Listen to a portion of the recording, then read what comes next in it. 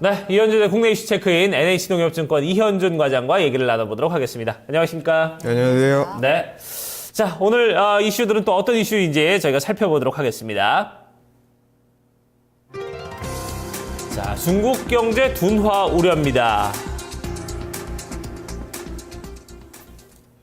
네, 중국의 경제 성장률, 내년 전망치도 좀 하향 조정을 한다는 인민은행의 어떤 발표도 있었는데 전체적으로 좀 중국 시장이 조금은 이제 좀 위축이 좀 된다는 이런 느낌이 듭니다. 어떻습니까? 일단 시장도 시장이겠지만 지금 제가 말씀드리고자 하는 거는 이제 경제 전반의 좀 우려에 대해서 좀 말씀을 드리고 싶어요. 주식 시장이야 올라갔다 떨어졌다 하는 거고 전체적인 어떤 저희가 투자 판단을 하고 장기적인 어떤 투자 전망 전략을 세울 때는 이러한 어떤 경제 성장률에 대해서 굉장히 좀 민감하게 반응을 할 수밖에 없거든요. 이제 그러한 부분에서 현재 지금 투자 심리가 좀 위축이 되고 어저께도 뉴욕 증시가 좀 정말 별거 아닌 이유였죠. IEA에서 증가 예상치, 그러니까 석유 수요량이 증가한다고 얘기를 했는데도 불구하고 그 예상치가 0.2% 하락이거든요. 0.2% 하락이면 굉장히 이거는 언제든지 나올 수 있는 하락분인데 그거 가지고 또 국제 금융시장 굉장히 좀 출렁했다. 그러니까 이러한 공포 국면이 좀 반영이 되고 있는데 이러한 공포 국면이 만들어지는 이유는 복합적인 좀 이유가 한꺼번에 작용을 하고 있다고 봅니다. 저희가 앞서서 언급드린 유가. 유가에 대한 부분은 제가 장기적인 호재, 중기적인 호재라고 충분히 말씀을 드렸었고요. 그리고 그 이외에 지금은 중국 우려와 그리스 우려인데 그리스 우려가 좀 정치적인 부분이라는 점에서 저희가 좀 예측을 하기보다는 그 부분은 좀 대응의 영역이다. 좀 이렇게 판단을 해야 될 것 같고. 그렇다면 중국 우려 우리가 어떻게 봐야 되느냐 이 부분에 대해서 제가 한번 전체적인 어떤 경제 전망에 대해서 자세하게 한번 좀 짚어드리는 시간을 좀 가져가도록 하겠습니다. 일단은 중국 경제 둔화 우려 얘기는 사실 저희 증시뿐만이 아니라 매년 나오는 얘기입니다. 매년 매 분기 그리고 심지어는 매월까지는 아니더라도 거의 격월 단위로 중국 경기 둔화 우려는 한 번씩은 꼭 접하게 되는 우려고요. 한번 코스피 잠깐만 쉬어가면은 그리고 중국 상해 증시 잠깐만 쉬어가면은 중국 경기 둔화 우려 너무 많이 들으셔서 아마 지겨우실 거예요. 과거로 좀 넘어가게 되면은 부동산 경기 대규모의 위기가 찾아올 것이다. 그림자 금융 얘기도 사실 신문 일면에도 많이 나왔었고요. 관치 경제 리스크라 해가지고 이것도 지금 수년째 계속해서 얘기가 나오지만 사실 중국 경제에 미치는 영향은 하나도 없었거든요. 그러니까 그런 부분에 대해서 이번에도 그냥 넘어가냐 중국 경제 우려 여태까지 한번 나오기 시작했으면은 금방 조금씩 들어갈 거야 이렇게 생각하실 수가 있는데 사실 지금은 좀 중국 경제 둔화는 실제적으로 사실화가 되고 있고 이어지고 있고요. 그리고 그 부분이 지금 현재 단기적으로는 약간의 충격될 가능성도 충분히 있다고 판단을 하고 있습니다. 저희가 이제 그 부분을 좀 궁극적으로 저희가 좀 이 시간에 좀 다뤄보고자 하는데 저희가 좀 이제 보게 되면은 중국 GDP 성장률 둔화 부분에 대해서 여러분들이 여기 지금 7%대 성장에 대해서 사실 이게 불과 몇 년 사이에 일어난 일이거든요. 저희가 이제 중국 GDP 성장률 준비된 차트를 한번 보게 되시면 평균적으로 10%대 성장 당연하게 생각을 했던 나라였습니다. 그러니까 어떻게 보면 말도 안 되는 거죠. 11억 인구의 그 면적에 그런 거대한 나라가 11%씩 성장을 한다는 게 그게 사실 그 자체가 말도 안 됐었는데 그거를 갖다가 좀 이끌어왔던 부분. 그러니까 지금 7%대 성장도 사실 어떻게 보면 이게 적은 건 아닙니다만 그 11%대 성장이 가능했던 거는 중국 정부가 중심이 된 이제 성장 위주 투자 정책 그리고 이제 국유기업 중심. 그러니까 제가 정부가 지출을 아무리 많이 해도 일반적인 어떤 자유주의 국가에서는 그게 불가능한데 정부가 지출을 하게 됐을 때 모든 일반 사기업들이 정부의 지출에 맞춰가지고 투자 계획을 재편하면서 한꺼번에 투자가 좀 몰린다는 측면. 그러니까 국유기업 중심의 석유화학 철강 부문에 직접 집중 투자를 통해서 양적 성장의 시대가 여태까지 쭉 이루어져 왔고요.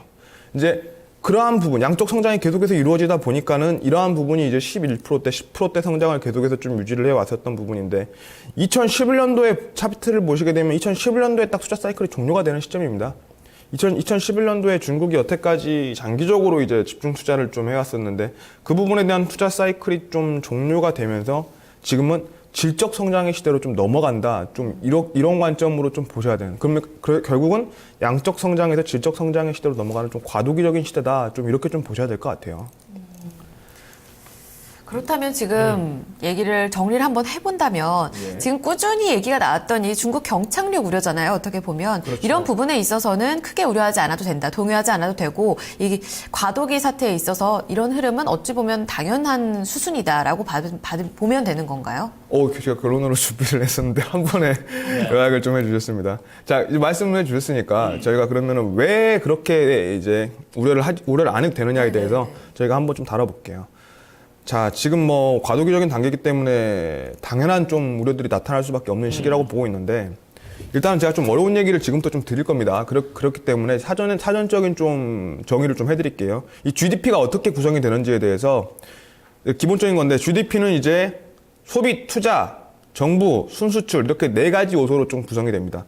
전 세계 경제, 어느 나라 경제든 지금 결국은 다 GDP로 얘기를 끝내거든요, 설명을. 근데 이제 이 부분에 대해서 소비, 투자, 정부, 순수출로 이루어지는데 지금 이제 중국 같은 경우는 소비를 제외한, 이 C를 제외한 나머지 I, G, NX가 다 하락을 하는 거예요. 그러니까 우리가 C 플러스 I 플러스 G 플러스 NX 하니까 어려운 것 같지만 사실 별거 없습니다. 소비, 투자, 정부, 순수출인데. 소비 빼고 나머지 부분이 다 지금 하향을 하고 있다. 이제 그 부분이 왜냐? 2011년도에 말씀드렸다시피 투자 사이클이 좀 끝났기 때문에. 자, 그렇게 되면은 왜 그러면은 뭐 정부 지출이 빠진 건데 투자라든지 순수출이 하락을 하게 되느냐? 이 부분에 대한 사이클에 대해서 사실 지금까지는 정부가 주도하는 투자를 중심으로 한 순수출 성장이었습니다. 그러니까 정부 지출이 좀 증가를 하게 되면서 정부 지출이 이제 투자를 하게 되면은 그 부분에 따라서 경제 전반에 투자를 하게 되는 거예요, 사기업들이. 경제 전반이 투자가 또 유도가 되고요. 그럼 그 투자들이 대규모로 이어졌을 때 자연스럽게 생산물이 좀 증대가 되게 되고 그 증대된 생산물이 순수출 성장으로 이어지게 되고 그 순수출 성장을 통해서 얻어나게 된 이익이 소비의 성장을 또 연결시키는 그런 과정이 여태까지는 10%대의 성장을 계속해서 유지해왔던 동력이었습니다. 그런데 지금 이제 2011년도에 유럽 위기가 터졌죠. 유럽 경기 침체로 인해서 수출 경기가 둔화가 되고요. 그리고 소비 성장 속도도, 그러니까 소비가 그러면은 이 수출 성장이 제한적인 만큼 소비가 빨리 치고 올라와야 되는데, 근데 소비라는 게 그렇게 빨리 올라오는 게 아니잖아요. 소비라는 건 정부가 컨트롤할 수 있는 부분이 아니기 때문에 이 속도를 못 따라가게 되면서 자연스럽게 성장률이 감소하게 되는 단계인 겁니다. 이제 그 과정에서 지금 또 중국 정부가 과도한 정부 의존, 그러니까 지금 현재 중국 경제 중심인 정부 지출을 좀 감소를 시키면서 전반적인 어떤 투자도 감소되고 성장률도 둔화를 좀 용인을 하고 있는 건데 그 부분이 지금 정부 의존에 대한 어떤 과도한 시장의 의존도를 축소하고 경제 전반의 질적 성장을 좀 추구를 하겠다라는 부분입니다. 근데 이게 또 재밌는 건 중국 내 현재 사회 문제도 지금 이게 꼭 필요한 과정이라는 거죠. 저희가 이제 다시 좀 돌아가게 되면은 지금 중국 사회 문제는 인터넷 및 통신 체계가 좀 발달을 하게 되면서 지금 계속해서 중국 내 소수민족 문제에 대해서 한번 들어보셨을 거예요. 뭐 티벳이라든지 신장이라든지 위구르 자치고 지금 51개 소수민족이 한족 대비해서 좀 열려하지만 이 부분들에 대해서 우리의 이제 차별을 좀 폐지하고 우리도 같이 나가자. 근데 이런 부분에 대해서 계속해서 좀 문제가 되고 있고 심각한 빈부격차, 부정부패 문제. 그러니까 인권이라는 부분에 대해서는 중국은 지금도 굉장한 후진국이거든요. 이제 그러한 부분들이 점점 더 사회적인 우려가 커지고 있는 거죠. 이제 그러한 부분들에 있어서 총체적 사회 문제하고 경제 문제가 좀 맞물리는 과정에서 자연스러운 어떤 양적 성장을 포기하고 질적 성장, 소비를 올리기 위해서는 결국 임금 및 일반적인 어떤 노동자 계층에 대한 어떤 전반적인 사회적인 처우를 좀 개선시켜줘야 된다는 측면이기 때문에 이 중국 정부의 현재 어떤 사회 정책과 경제 정책이 하나로 좀 맞물리는, 그러니까 이 성장률 둔화, 지금에 나오는 양적 성장을 제한하고 질적 성장을 좀 올리고자 하면서의 나타나는 자연스러운 성장률 둔화는 중국 정부가 할 수 있는 최선의 정책이라고 좀 보시면 될 것 같습니다. 그러면 이제 그동안 이제 어쨌든 간에 이런 실적 성장을 위해서 양적 성장에 대한 어떤 둔화를 그동안 이제 용인해줬다. 자, 그러면 이게 어떻게 보면 이제 장기적으로 볼 때는 좀 바람직한 어떤 방향이다 이런 생각은 드네요. 그렇죠, 예. 예. 자, 그러면 여기서 이제 어떻게 이제 중국의 앞으로의 흐름은 어떻게 갈 거라고 좀 생각을 하십니까? 물론 단기적으로는 뭐 제가 말씀드렸다시피 좀 위기가 될 가능성, 단기적으로는 위기처럼 보일 가능성은 있습니다. 위기처럼 보일 가능성은 있겠지만은 지금 제가 봤을 때 절대 위기는 아니다. 말씀드린 대로 이거 최고의 어떤 선택이라고 좀 판단을 하고 있거든요. 이러한 부분들이 지금 뭐 전 세계적인 경제학자들이 다 한 목소리로 하는 말이 세계 경제에서 가장 탄탄하고 가장 좋은 정책을 하고 있는 나라가 중국이다라고 말을 하고 있어요. 이제 그러한 부분처럼 지금 뭐 가장 좀 탄탄한 나라라고 좀 보시면 될 것 같고, 다만 이러한 어떤 경제 성장률 저하에 따라서 신문 기사는 또 분명히 이렇게 나올 거예요. 뭐 성장률 둔화, 뭐 중국 경제 위기 또 이런 식으로 분명히 나올 겁니다. 하지만 결국은 또 지나가는 우려다. 지금 뭐 유가 하락에 대해서 제가 이것도 지나가는 우려고, 지금 유가 과도하게 빠져 있고 결국은 이제 2100 갈 거다라고 말씀을 드리는 것처럼, 중국 경제 둔화 우려도 오늘 뭐 인민은행이 7.1%로 성장률 둔화 얘기를 하면서 이 부분에 대해서 또 뭐 신문 기사에서는 또 뭐라 하겠지만은, 그러한 부분들보다는 저희가 어떤 질적인 어떤 전체적인 어떤 부분에 좀 포커스를 맞추고, 일반적인 자유주의 경제 시스템보다 훨씬 더 안정성이 높고, 그리고 또 국유기업 중심의 경제 체제, 그리고 그러니까 기업의 핵심적, 우리나라 치면 뭐 삼성전자, 현대차가 뭐 중심이잖아요. 이제 그게 다 국유기업들로 만들어져 있는 거죠, 중국은.